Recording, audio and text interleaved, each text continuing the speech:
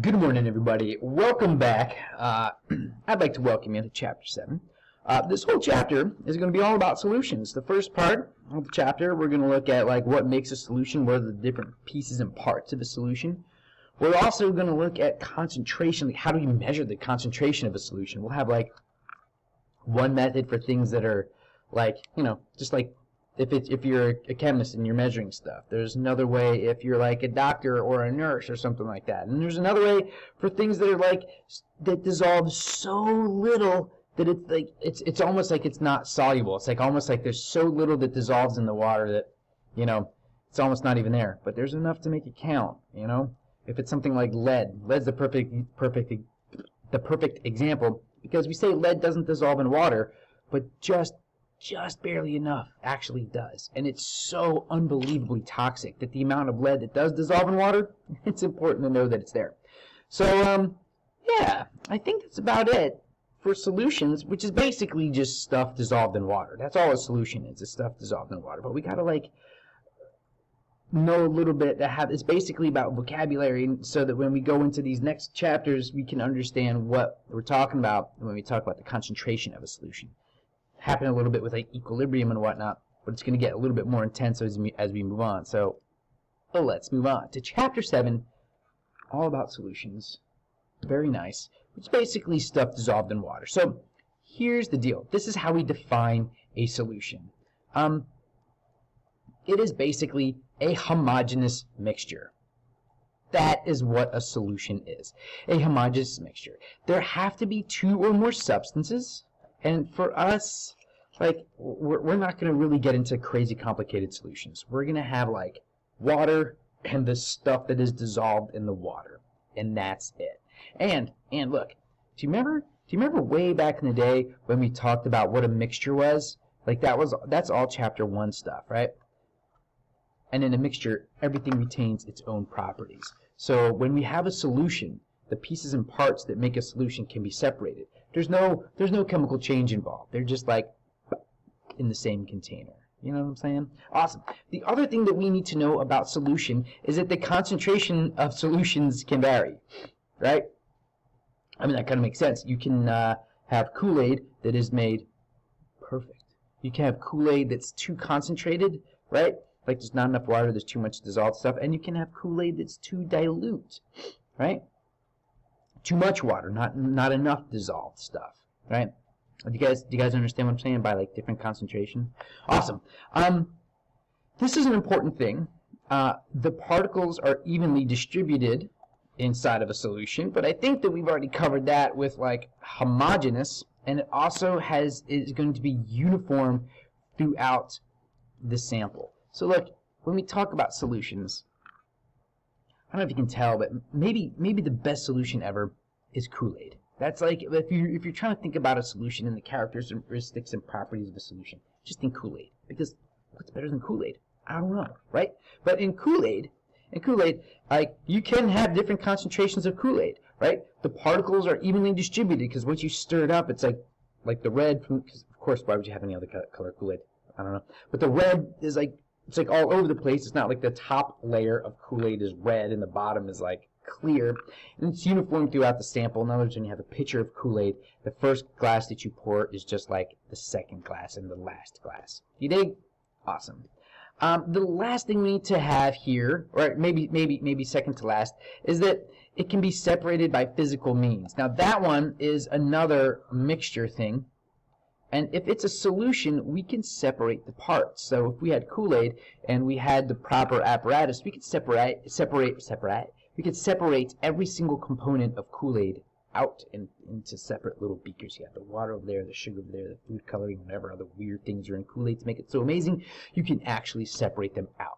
That's the definition of a mixture, right?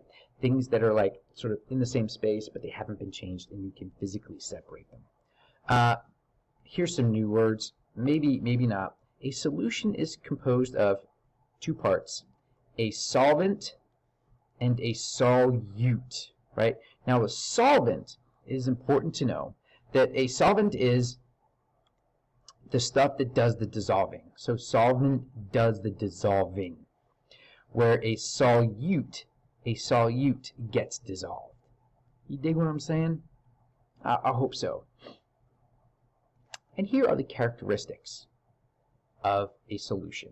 It must be homogeneous, right? Got to be homogeneous. And you know what homogeneous means, right? You look at it, and here's that prefix, homo meaning same, genus meaning what it's made out of. It looks like it's made out of the same stuff. So when I look at a solution over here, it looks like it's all one thing. Like I can't really see chunks or anything. It all looks like really the same. And it can be clear, right? So we can see right through it. You know what I mean? So when I'm looking at this stuff with my beautiful eyes, I can see through it. However, it can have color. Just like this red, I guess it's cranberry juice. Or like a stained glass window can be clear, right? But it can also have color. Or like sunglasses. They are clear, but they have color. Does that make sense? I certainly hope so. All right, so homogeneous, clear, but it can also have color. And the other thing is it does not disperse light.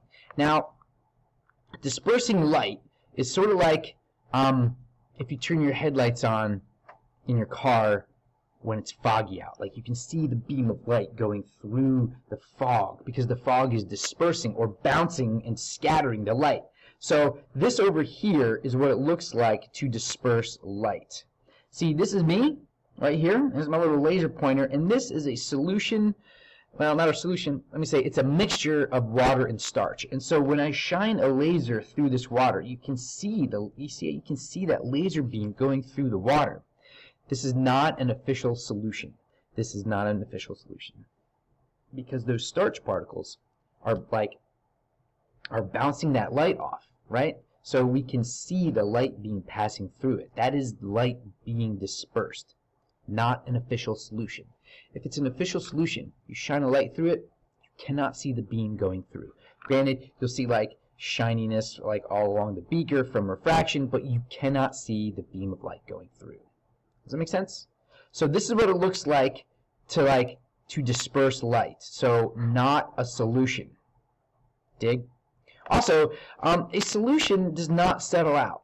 So this over here, we got a wonderful glass of cranberry juice. If I put that on the counter and came back tomorrow, it would still be cranberry juice, right?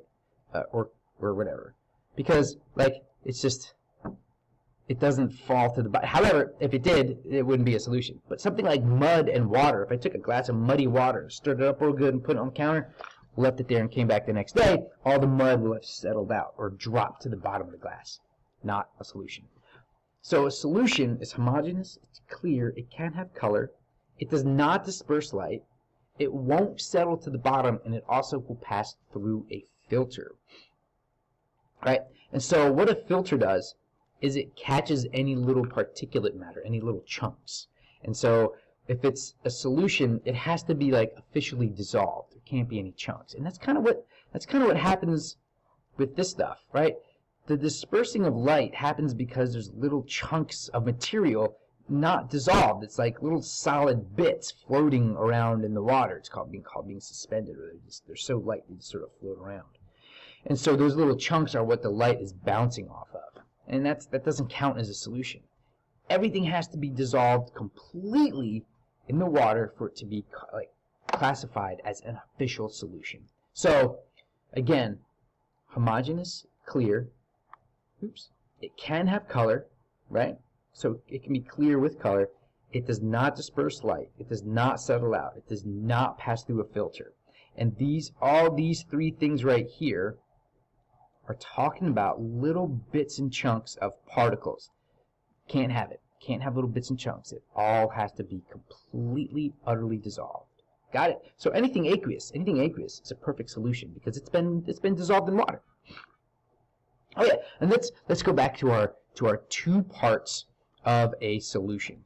First we have the solvent, and then you can't forget the solute. Now the solvent does the dissolving, right?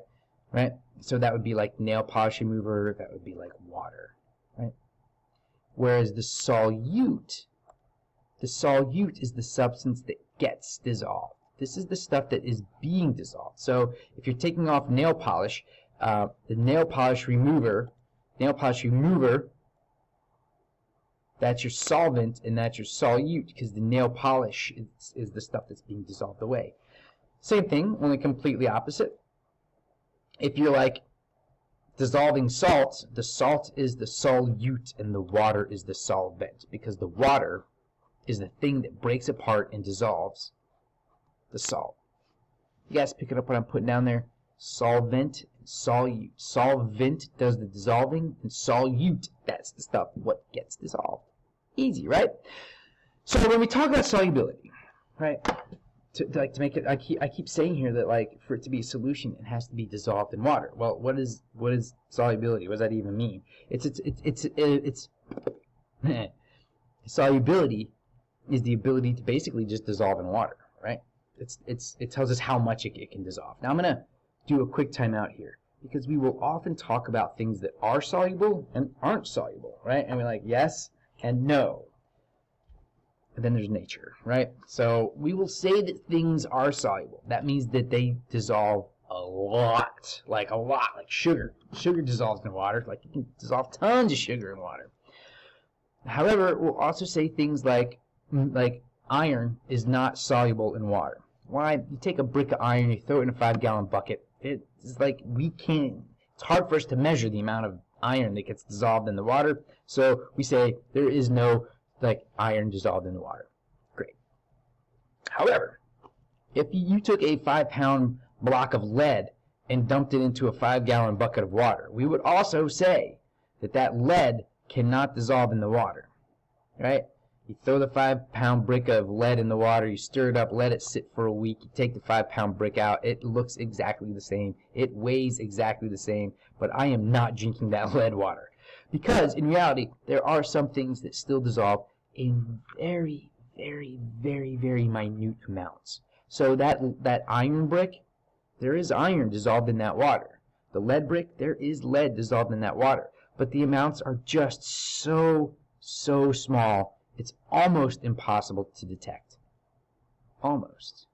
But if you have the right equipment, you can totally detect the lead dissolved in the water, or the iron dissolved in the water. And if it's like iron, man, who cares if there's dissolved iron in the water? Iron's good for us, right? It's like no worries.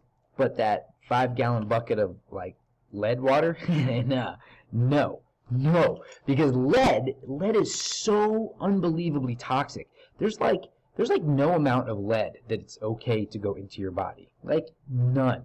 Like it is awful stuff. It messes with your nervous system, messes with your brain, and it's incredibly hard for our bodies to get rid of lead. So even though we will say things are soluble or insoluble, right? Pretty much everything dissolves in water at some level. So I just want to get that out of the way now, because there's always this thing where we talk about, oh, I thought lead was insoluble, but why are we talking about lead in water?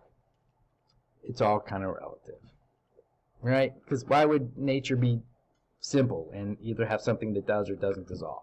Of course not. All right, so anyway, we are going to be responsible for knowing what can and cannot dissolve in water, but definitely not by memorizing it. We're going to learn how to use table F, right? And right here is the table F. Now, here's the deal. Here's how table F works.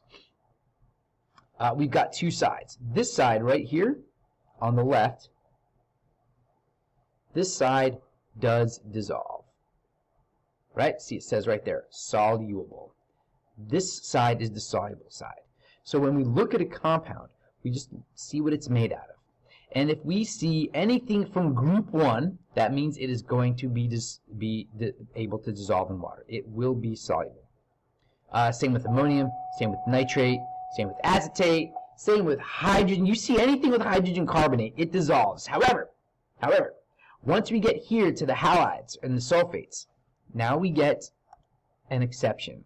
So the halides are always soluble, always, unless you have a halogen, right? Like chlorine, if it's bonded to silver, if it's bonded to lead, or if it's bonded to mercury. If it's bonded to any one of these three, it cannot dissolve in water. So for example, if you had something like AgCl, you know how much I hate when this thing jumps like that? It's really kind of like a thing. let's do that again. AgCl. So the Ag, the silver, and the chloro. Okay, all right. Nope. See, this says it always dissolves, but if I have chlorine bonded with either silver, lead, or mercury, it cannot dissolve. So not dissolvable. If I had a group 1 and a chloride, yes. You dig? Because sodium, right here, group 1. There is no exception. Always, always, always soluble. Easy peasy lemon squeezy. The other side. It is the exact same thing. Only the complete opposite. Because it's on the opposite side, so it's going to work the opposite.